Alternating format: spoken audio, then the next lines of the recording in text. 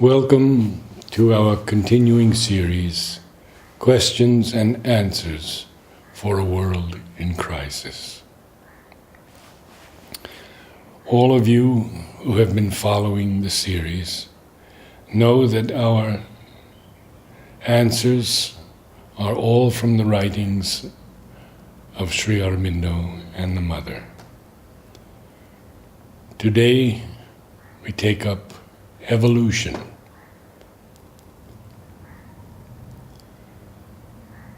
Sri Aurobindo, The Hour of God. A progressive evolution of the visible and invisible instruments of the Spirit is the whole law of the earth nature. That, too, is the fundamental value which underlies all the other values of its existence and its process, and gives them their significance. Spirit has concealed itself in inconscient matter. It evolves for itself first of all, and as if that were its only preoccupation, forms of matter by the working of matter forces. It is only when this has been sufficiently done that it thinks of life. And yet, a subconscient life and its imprisoned forces were there all the time in matter, and its forces are there even in the most apparently inanimate forms. Afterwards came an evolution of mind in many forms by the working of liberated mind forces. In those life forces in matter, and even in the very substance of matter, mind was latent.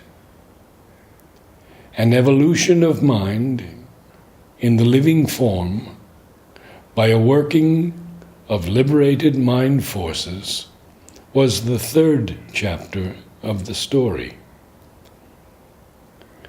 The third chapter is not completed, neither will it be the end of the narrative.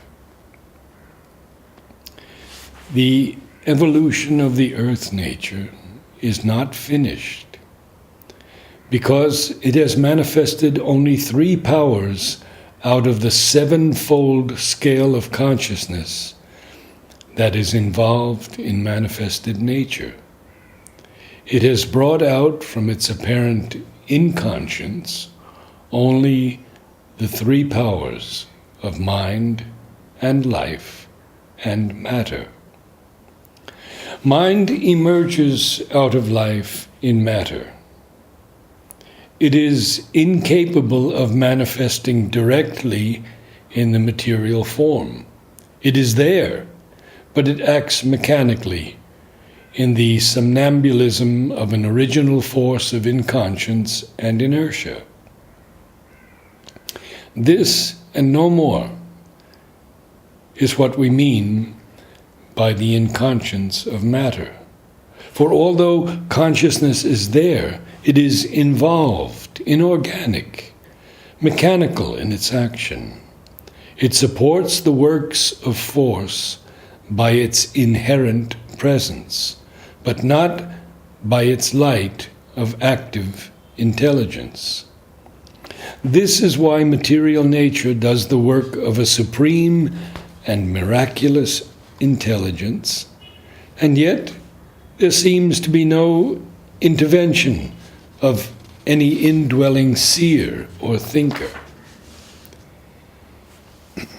Ether and material space are different names for the same thing.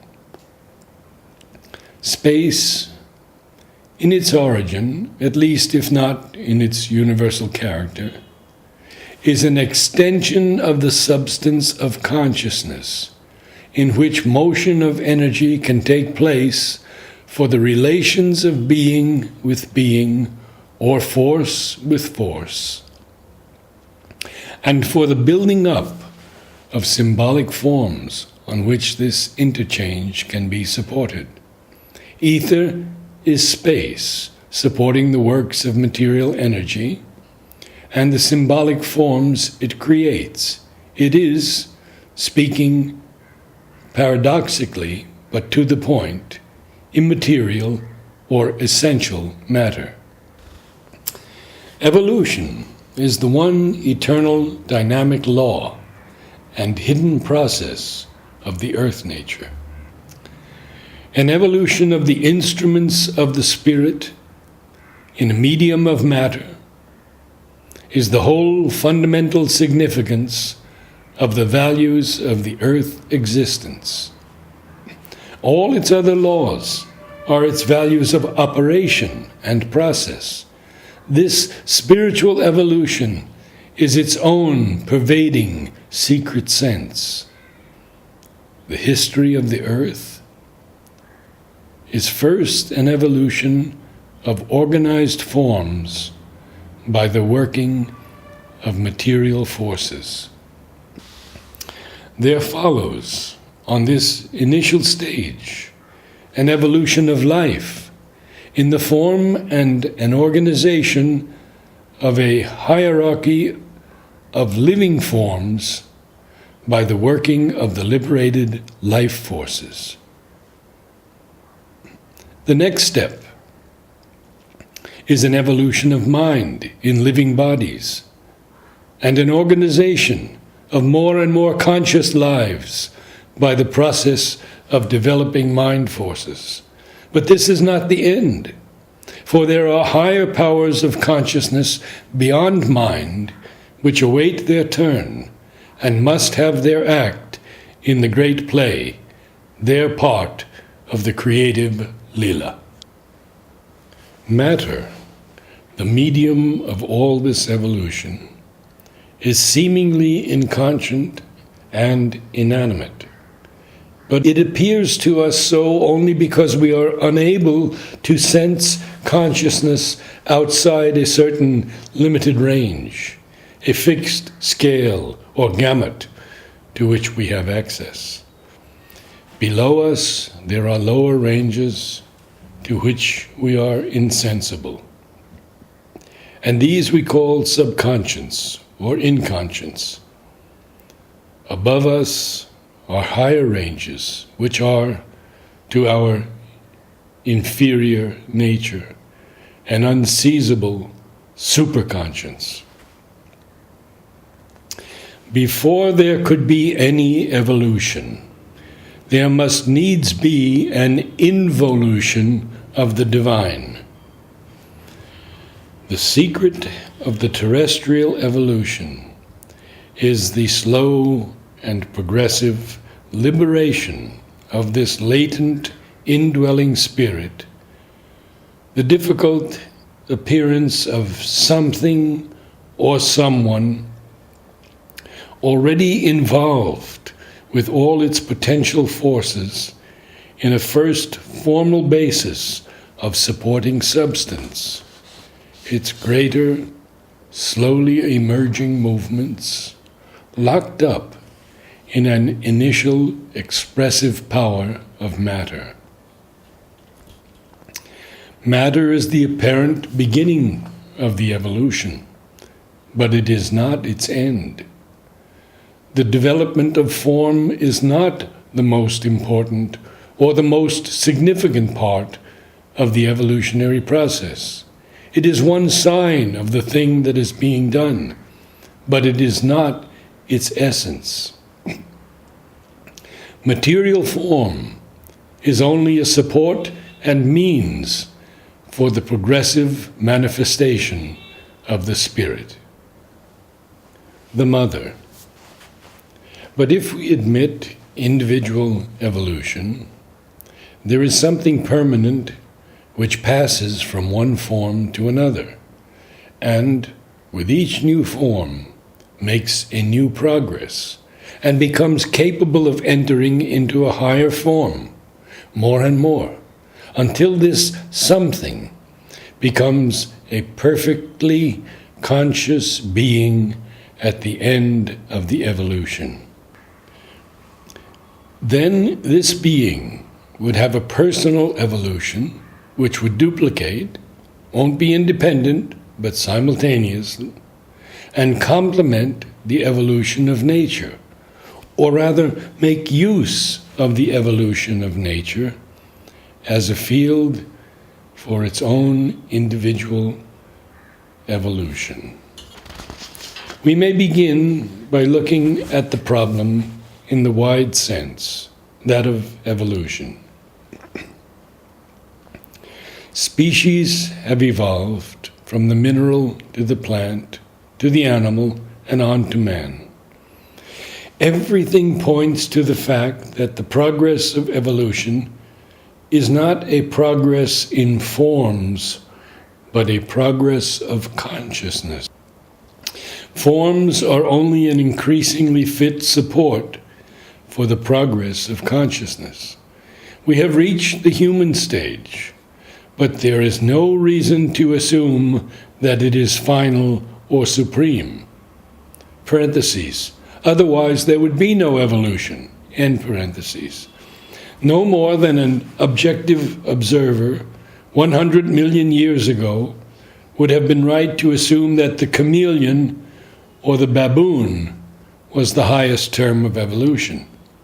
We have simply reached the decisive evolutionary stage where we can consciously intervene to accelerate the natural process, which might otherwise require a few more millions of years with much wastage. Yoga and all spiritual disciplines are ultimately nothing but processes of conscious acceleration of evolution in the true sense. Since the appearance of man 2 or 3 million years ago, nature hasn't produced new species, as if she had found in man the fittest mode of expression. But evolution cannot remain stagnant, or else it is no longer evolution. So it means that the key of evolution no longer lies in the proliferation of species by means of sexual reproduction, but directly in the very power of consciousness. Before man, consciousness was still too buried in its material support. With man, it has disengaged itself sufficiently to assume its true mastery over material nature and work out its own mutations by itself. From the standpoint of evolutionary biology, this is the end of sexuality. We have reached the stage at which we can switch from natural evolution through sexual power to spiritual evolution through the power of consciousness. Nature generally does not let organs linger that no longer serve her evolutionary design. So we can foresee that the sexual function will atrophy in those who will be able to channel their energy no longer for reproduction, but to develop their consciousness. Quite obviously, not all of us have reached that stage, and for a long time, nature will still need sexual power to pursue her evolution in the midst of the human species. That is to say, to lead the rather brute man we still are to a more conscious man, more capable of grasping the true sense of his evolution, and finally, wholly capable of switching from natural to spiritual evolution.